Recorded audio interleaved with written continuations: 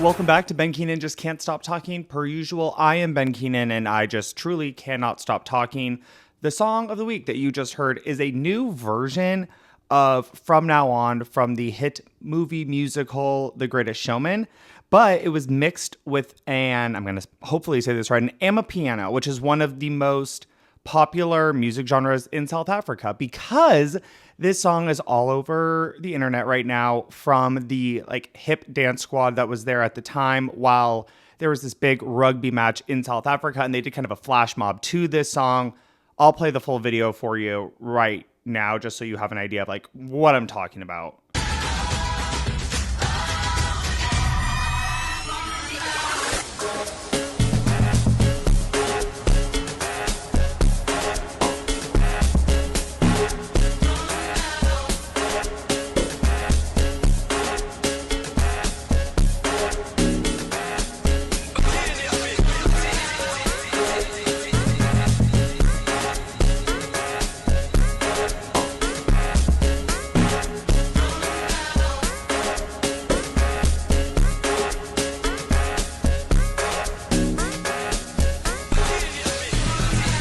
But yeah, truly one of the biggest dances on the internet right now. The song will not be out of my head for the next couple of weeks because I'm really liking this rendition. This might be on my playlist of my top songs for the next month. So we'll see. But with that being said, without further ado, let's get to the countdown of the top news that happened this week so that you are more informed and know a little bit about a lot. Number 10.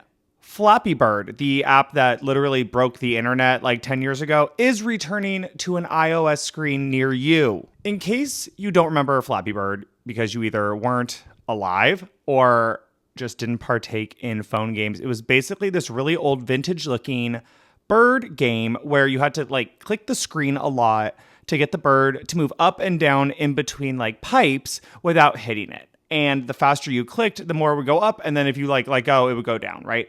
And it got so crazy. People would throw their phones across the room. People were breaking screens if they lost their high score, whatever it might be, right? So this was first released in 2013, and it eventually became the most viral and most downloaded app on both the iOS and Android app stores, but was taken down by the creator in February 2014 after he declared, quote, "I cannot take this anymore." Whatever that means. He pulled it, saying that he was promising a better version of the app, and the better version just clearly never came. It's been over 10 years since we've seen the Flappy Bird app return to a screen near you. However, the new group, which was called the Flappy Bird Foundation, which is a group, quote, described as a new team of passionate fans committed to sharing the game with the world, says that they, quote, acquired the rights from Game Tech Holdings LLC. And apparently there was this whole thing where that group terminated the Flappy Bird trademark a couple years ago. And so this new group decided that they were going to take it and re-release Flappy Bird. And so the original creator disavows the unofficial new version, as he calls it, even though it doesn't sound like he has a claim to it now that his trademark is gone, stating that he has nothing to do with the revival and that he, quote, did not sell anything. I also don't support crypto. Apparently there's some rumor that on the back end of the people who created this, there might be some sort of you can buy things within the game with crypto. I don't understand crypto, so I'm not going to go into that. But overall, for those of you that have been waiting years and years and years for this, you no longer have to go on eBay and buy phones with it still downloaded for $1,000. You should just be able to get it in the App Store for free within the coming months. Number 9, Danity Kane's Don Richard has sued Diddy for sexual abuse. And I'm going to go ahead and read directly from an LA Times story because this is really sensitive and I want to make sure that I get the information correct. If you are not comfortable listening to this type of story, feel free to fast forward to number 8, which you will know because I'll be talking about Dolly Parton. Okay, coming from LA Times, Sean Diddy Combs has been hit with yet another lawsuit, this time by a singer from his bad boy-backed music groups Danity Kane and Diddy Dirty Money, who says she witnessed him beating ex-girlfriend Cassie Ventura. So we all went through this story a while ago where the tapes finally came out of Cassie getting beat by Diddy in the hallway of that hotel. So Dawn Richard, she came to fame during the 2004 reality competition Making the Band 3, which she became part of the band Danity Kane, has sued Diddy in the U.S. Court of New York, putting forth allegations to corroborate some of those made by Cassie, whose bombshell November lawsuit opened the floodgates of legal woes for embattled hip-hop mogul Diddy. The singer accused her former boss of sexual assault, harassment, and inhumane treatment, alleging that Combs groped, caressed, and grabbed her without her consent, falsely imprisoned her, and forced her to remain at his various residences while depriving her and her bandmates of basic needs such as adequate food and sleep. According to the complaint obtained Wednesday by The Times, Richard alleged that Combs, quote, flagrantly exploited her as a singer and writer by withholding her earnings, stealing her copyrighted works, and subjecting her to, quote, years of inhumane working conditions. Combs, the complaint said, manipulated Richards with mantras like, quote, submission to his depraved demands was necessary for career advancement, which instilled in Richards, quote, the belief that such abuse and exploitation were required for female artists to succeed in the music industry. Quote, when Miss Richard resisted Mr. Combs' advances, Mr. Combs retaliated by denying her singing parts in songs, removing her from songs, refusing to allow her to sing in performances, and turning her microphone off during performances, which seems accurate on my end because I've been a Danity Kane fan for years, and I remember back in the day being like, I really don't hear a lot of Dawn in some of these like more recent songs. That's weird. I wonder what's happening. Well, gestures broadly, this seems to be what it was happening at the time. Okay, now this part is crazy and has more to do with Cassie, but just, keep listening to this. Quote, Mr. Combs' namesake temper frequently manifested in physical violence, her attorneys Lisa Bloom and Eric Fudali argued in the complaint, alleging that Combs, quote, regularly hurled objects in fits of rage, often throwing items such as mobile phones, laptops, food, and studio equipment across the room or at people. His, quote, persistent abuse included choking and strangling Cassie, striking her with his hands and with objects, slapping her, punching her, and throwing items at her, including a scalding hot pan, the attorneys alleged. Mr. Combs learned of her efforts to help Cassie, Miss Richard, and became enraged, threatening Miss Richard's life with statements such as, quote, you want to die today? I make N blank go missing, and, quote, I end people. On one occasion, after she alleged to have seen Diddy throw a pan of scalding eggs at Cassie, Dawn said he told her, quote, I'm giving you an opportunity. If you want to make it, you'll shut your mouth. If you say anything, there will be consequences. It goes on to talk about his other ex, Kim Porter, which is the mother of his 3 children, and how she witnessed her leaving the studio in, quote, in tears with visible facial injuries, including a lacerated lip. She also witnessed Diddy and several other males all having sex with his female assistant at a pool at a hotel in Glasgow. This is just the longest article and so much information. The indictment or the complaint itself is 55 pages from Dawn Richards' attorneys. And then it goes on, and I'm not going to go into this because it has to do with younger individuals, potentially underage. I'm sure, as you've heard from some of these complaints about Diddy before, you should go and read the rest of this LA Times article. It is titled, Diddy Sued by Danity Kane's Dawn Richard, Sexual Assault, Inhumane Treatment Alleged. It is sick and disgusting that somebody would do this, but let alone, it's like, this was a name that was so big in my childhood, and I'm sure the childhood of so many of you, that you knew Diddy and you listened to Diddy's songs and you listened to the songs by the artists that he put up, and it just put such a sour stain on so much of the stuff that I fell in love with in the hip-hop space when I was younger because of this man's disgusting behavior. I don't know how to square that circle, but I'm really glad that people are coming forward. And if anybody else has complaints, please file them.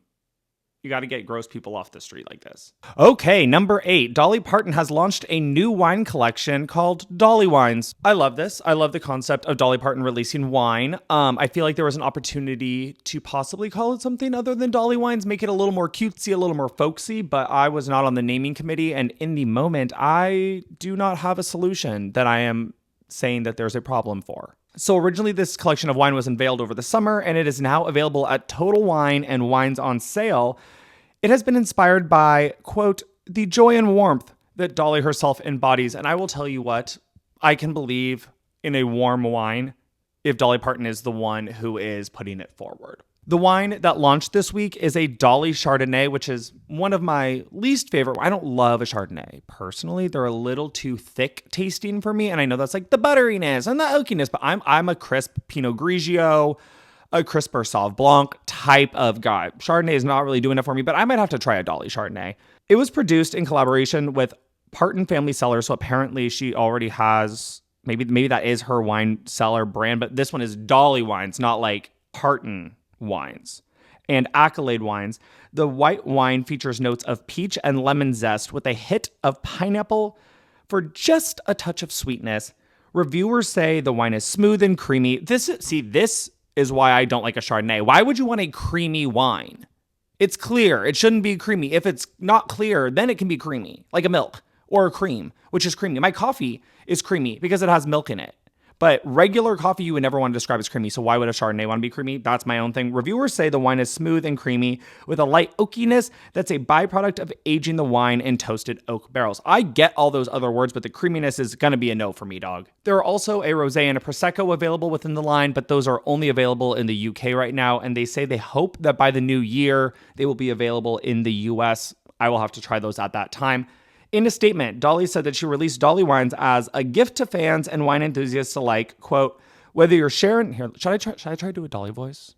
Whether you're sharing stories around the table, simply relaxing in the garden, or gathering with loved ones for the holiday, there's a little sparkle in every bottle that is designed to bring joy and constant connection to every gathering, she says. I don't know what that was. I don't think it was Dolly.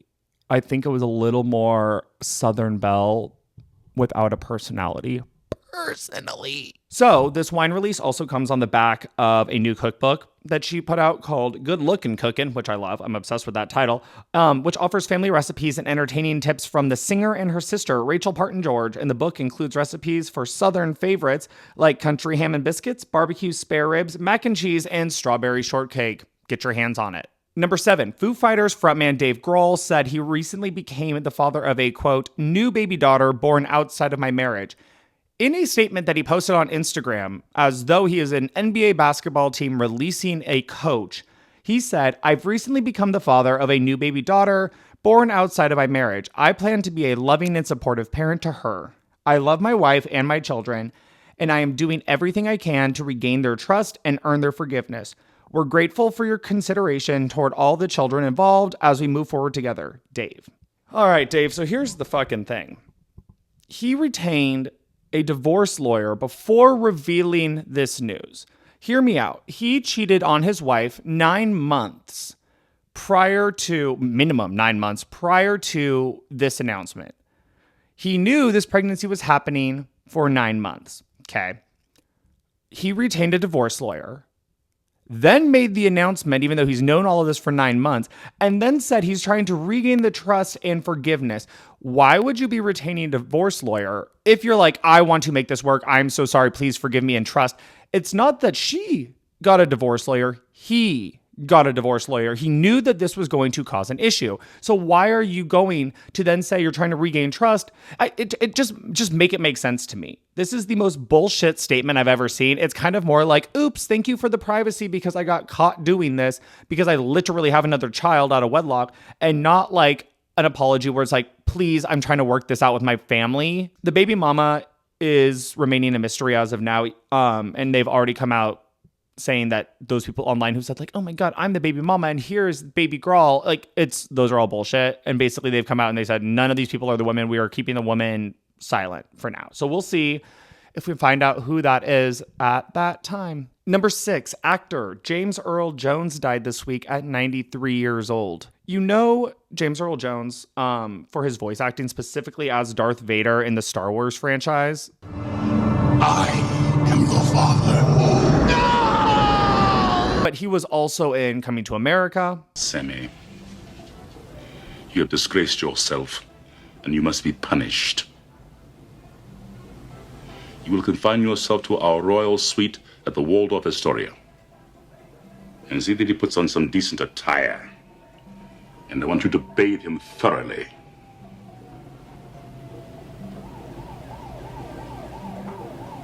Oh, thank you, Your Majesty. And Field of Dreams. America has rolled by like an army of steamrollers. It's been erased like a blackboard, rebuilt and erased again. But baseball has marked the time. This field, this game, It's a part of our past, Ray. It reminds us of all that once was good, and it could be again. Oh, people will come, Ray. People will most definitely come. And of course, the hunt for Red October. Look, no one understands this material better than you. Just give him a rundown on the sub and appraise you the stuff in your hand. He's liable to ask some direct questions. Give him direct answers. Tell him what you think. Come on. Obviously, it doesn't seem like there was any sort of like foul play or issues here. He was just very old at 93. So rest in peace, James Earl Jones.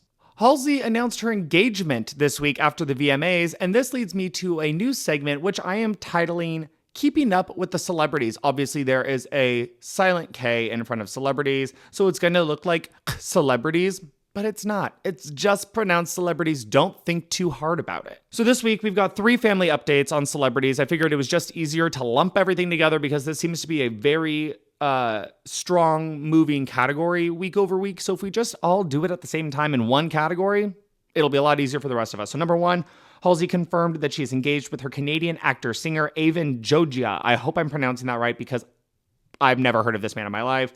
Hours after performing at the Video Music Awards. Earlier in the evening, she teased that they were looking forward to walking down the aisle someday. When she was asked if they planned to get married, she said, "I hope so." And then Avon is the best. Okay, fine. She continued, "He's one of the greatest things that ever happened to me, and every single day that I get to spend with him is one where I just feel like I'm with my best friend." We love this, Halsey. You are having a very good couple weeks here, releasing a new album. Hopefully your illness is on the up and up. You are engaged. You seem very happy and healthy. I'm very glad about that. Okay, second in this little category, Cardi B welcomed her 3rd baby with Offset just 3 weeks after filing for divorce from him. So she posted numerous photos and videos of herself in the hospital cradling the baby, who was wearing a pink hat, so we assume it is a girl. And the Instagram post's caption read, quote, "The prettiest little thing." Once again, another clear indication that it's a girl, with 2 pink flowers, and the date September 7th, 2024. Very happy for you, Cardi. Cannot wait to hear the name. I'm sure it will be wonderful. And finally, JLo and Ben Affleck were spotted kissing and holding hands during a brunch with their kids, according to Page 6. This bitch is messy, and I love it. I love every single thing that JLo and Ben Affleck do because it is giving old school Hollywood drama, and I think that's something that we've been missing from our life day to day. I don't like the political drama because it stresses me out. Hollywood drama, I will indulge myself in because it doesn't impact me directly day to day, except for the fact that his name is Ben. They are still moving forward with the divorce. As a reminder, they did file for divorce like 2 weeks ago. According to sources, they are still filing and moving forward with that divorce. So this is just a messy little addition to that whole journey for them. Thank you so much for indulging me with Keeping Up with the Celebrities. Once again, that is with a silent K. Don't overthink it. Number 4, the world has been introduced to our new favorite celebrity, baby hippo Moo Deng, this week. At just 2 months old, this little baby hippo is already an internet giant. Her fans following and resharing every moment, from these panicked expressions to her new front teeth. And from the people that brought you Person of the Year, Taylor Swift's profile, Time Magazine, I'm going to read you a profile they did on Moo Deng, the baby hippo, because it is truly iconic and everybody deserves to hear these words, not chosen by me, chosen by Time Magazine. The headline reads, "She's an icon, she's a legend, and she is the moment. Meet viral baby hippo Moo Deng. Every move she makes is closely watched, each new photo taken of her widely shared and fervently discussed. Her effortlessly dewy glow is the subject of envy and inspiration for fan art and makeup tutorials. Moo Deng of Thailand is not your typical A-list celebrity, but she's certainly being treated like one." The unbearably adorable 2-month-old baby pygmy hippopotamus at Khao Kiao Open Zoo in Chonburi Province has wriggled her way into the hearts and minds of millions on the internet with her seemingly feisty antics and petrified looks. Social media users can't get enough of her screaming face when being sprayed with water, when being carried by zookeepers, or simply when lying on the ground. You guys, these pictures fucking kill me. Born on July 10th, of course she's sensitive. She's a Cancer. Moo Deng unveiled to the public on July 25th. Her name, which roughly translates to bouncy pig or pork patty by various interpretations, was chosen by a popular vote held by the zoo. Since then, well aware of her star power, Moo Deng's zookeepers have diligently shared photos, videos, and memes of the baby hippo.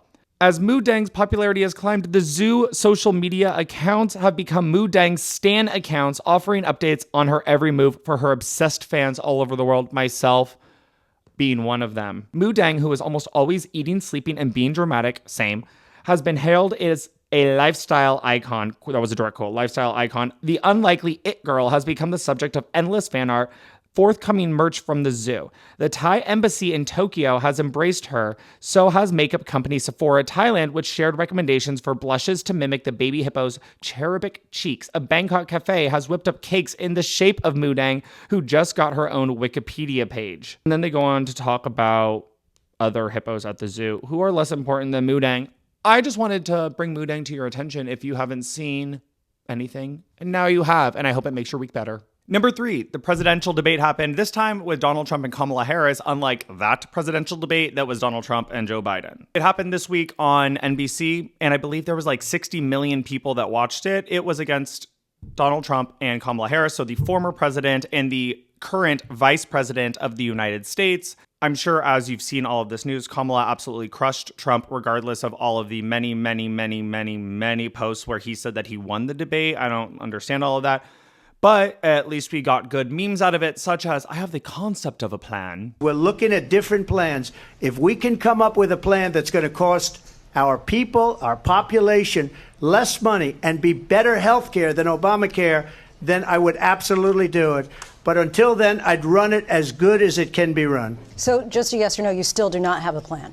I have concepts of a plan. And of course, the horrifying story about people in Ohio eating dogs and cats. They have done to our country by allowing these millions and millions of people to come into our country, and look at what's happening to the towns all over the United States. And a lot of towns don't want to talk. It's not going to be Aurora or Springfield.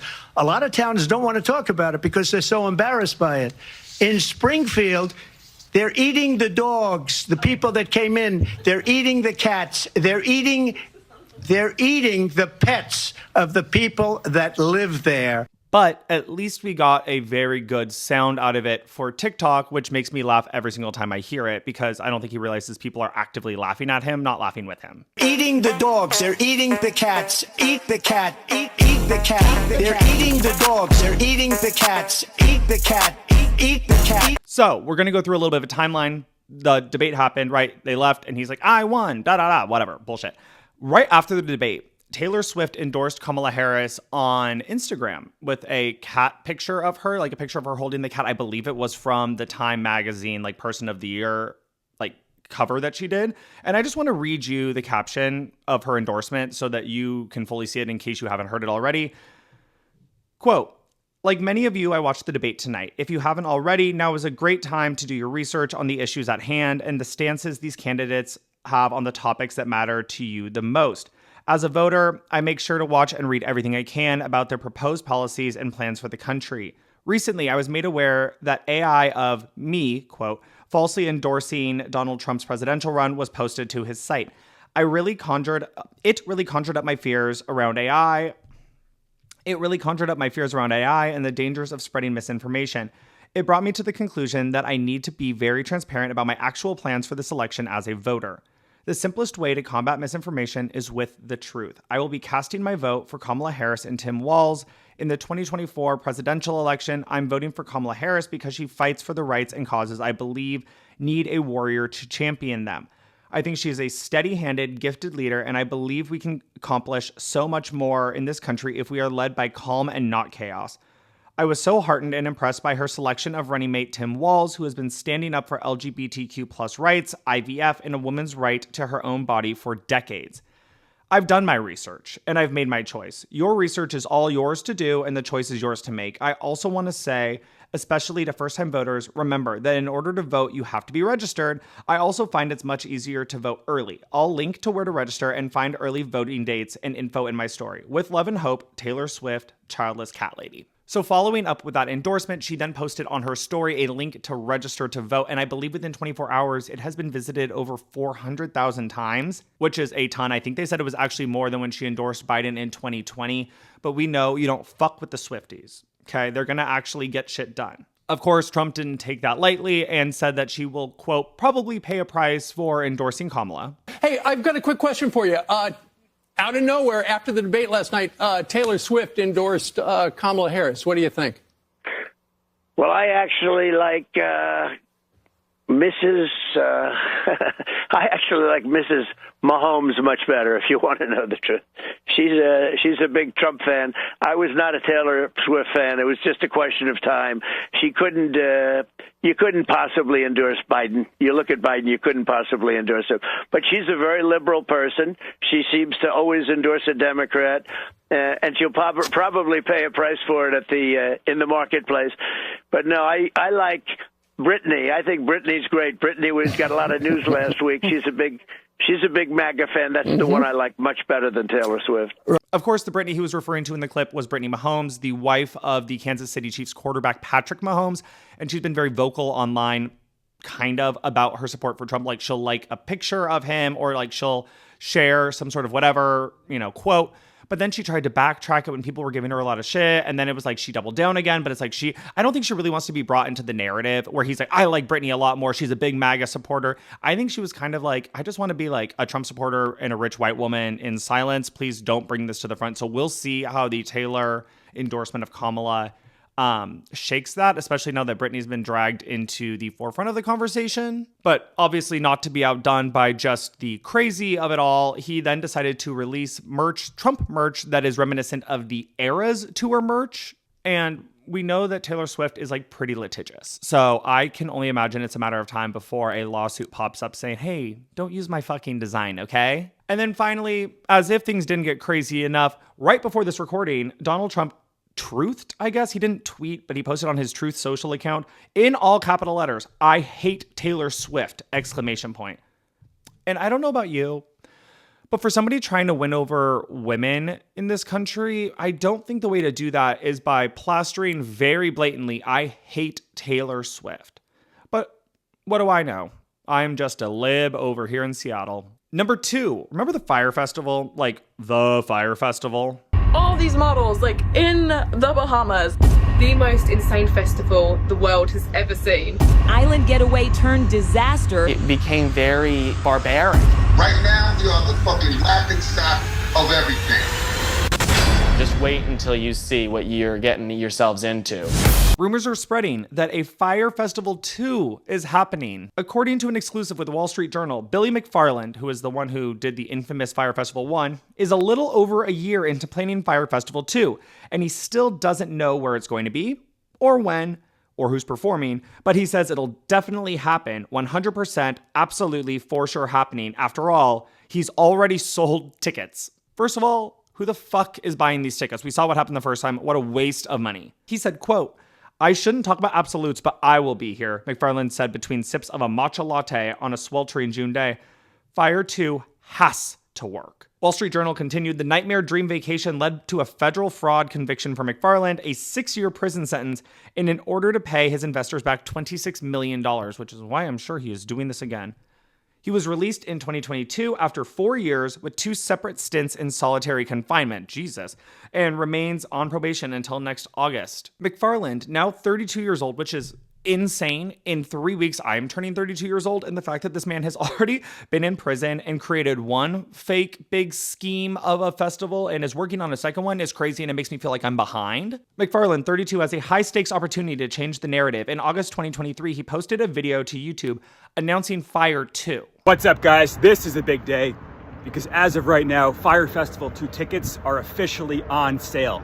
It has been the absolute wildest journey to get here, and it really all started during the 7th-month stint in solitary confinement. I wrote out this 50-page plan of how it would take this overall interest and demand in Fyre, and how it would take my ability to bring people from around the world together to make the impossible happen, but how it would find the best partners in the world to allow me to be me while executing Fyre's vision to the highest level. In my first year, I partnered with one of the biggest and best TV companies in the world to produce a documentary called After the Fire. I've also worked with one of the biggest production companies to sign a deal to produce Fyre Festival, the Broadway musical. And finally, today we are announcing Fyre Festival 2. We spoke to people as far away as the Middle East and South America, and ultimately we decided that Fyre Festival 2 is coming back to the Caribbean. We are targeting Fyre Festival 2 for the end of next year, and in the meantime, we'll be doing pop-ups and events across the world. Guys, this is your chance to get in. This is everything I've been working towards. Let's fucking go. Titled as a revamped festival based on a 50-page plan that he produced while in solitary confinement. I'm sure it's full of great ideas and not at all just lunacy. Wearing a bathrobe and AirPods, he implored viewers to buy tickets. Quote, "This is your chance to get in. This is everything I've been working towards. I've been working towards." That's an insane thing to say from people who trusted you the first time. And it's like, oh, you want to get in on this. I've been working towards this. Hey, Billy, you're a fraud, dude. Why would I spend my hard-earned money on your bullshit when you literally created this in solitary confinement? Huh? He said, continuing, quote, "It's going to be very hard to get other opportunities, whether that's a marketing job, a podcast appearance, a TV show, or a relationship, if this doesn't work. People are going to be hard-pressed to trust me if I put it all on the line and fail at it twice." This time, he insists it's going to be different. Quote, "I think it was obvious that someone else needed to be in control. He hasn't booked any entertainers yet, but he's been spitballing some ideas. Quote, karate combat on the beach. I think that would be amazing. Having some extreme sports, having some comedy and some fashion." So it sounds to me as though he's moving away from the music aspect of all of this and trying to just create basically what a rich person's fever dream looks like, is getting all your stuff on a remote island in a tropical area that may or may not land in the middle of a hurricane. I just don't see a way for him to pull this off in which he will be able to accurately describe it and give people a realistic expectation, where last time he was like, we're going to do luxury food and glamping, and it was tents and that cheese sandwich. It's just you don't have a track record of this, my guy. I suggest you give it up and find a new dream. And finally, number 1, Bon Jovi saved a woman this week in crisis while he was filming a music video in Nashville. This is also going to be one of those where if you don't want to listen to a whole story about mental crisis, I recommend you forward through to the end. So the woman was standing on the ledge of a pedestrian bridge while Bon Jovi and his coworker were walking across it. And basically there's film of him talking her off the ledge, helping her over, giving her a hug, and basically consoling her, trying to just stabilize the situation. Nashville police put a video of this on YouTube, thanking Bon Jovi for all of his work on this, and YouTube took it down for violating the guidelines, which I get a little bit. It's kind of a traumatic thing to watch. Nashville police then put it back on Facebook with the caption, "Another shout out to John Bon Jovi and his hashtag Nashville act of kindness since hashtag YouTube removed the video," the police department wrote in the caption. Quote, "In case you missed it, he and his team helped persuade a woman, her, to come off the ledge of the John Siegenthaler pedestrian bridge over the Cumberland River to safety. It takes all of us to help keep each other safe," said Nashville Police Chief John Drake on social media. The interesting part of this, and it feels very poetic, is that the bridge was actually named after the legendary Tennessean editor John Siegenthaler, who prevented a man from jumping off the bridge in the 1950s when he was a reporter at the time. Like I said, it feels a little poetic that, as somebody's trying to do something similar, Bon Jovi is now the one walking across the bridge and helping her climb back to safety. And just a reminder for everyone listening, September is National Suicide Awareness Month. If you or a loved one is struggling with suicide ideations, please call some helplines in order to help save yourself and others. And that's it. That's all we have this week for the news that was happening. Thank you again for listening. Please don't forget to subscribe both here on YouTube, here on Spotify, here on Apple Podcasts, depending on if you want to listen to me or watch me or whatever your idea of a good time is. I personally don't need to watch myself every week, so listening works just fine. I'm also on social media. You can find me on TikTok at I've Been Traveling. You can find me on Instagram at Ben Keenan. Once again, thank you for listening to another fun weekend. We will talk again next week when more things have happened, because things are always happening. Okay, thanks.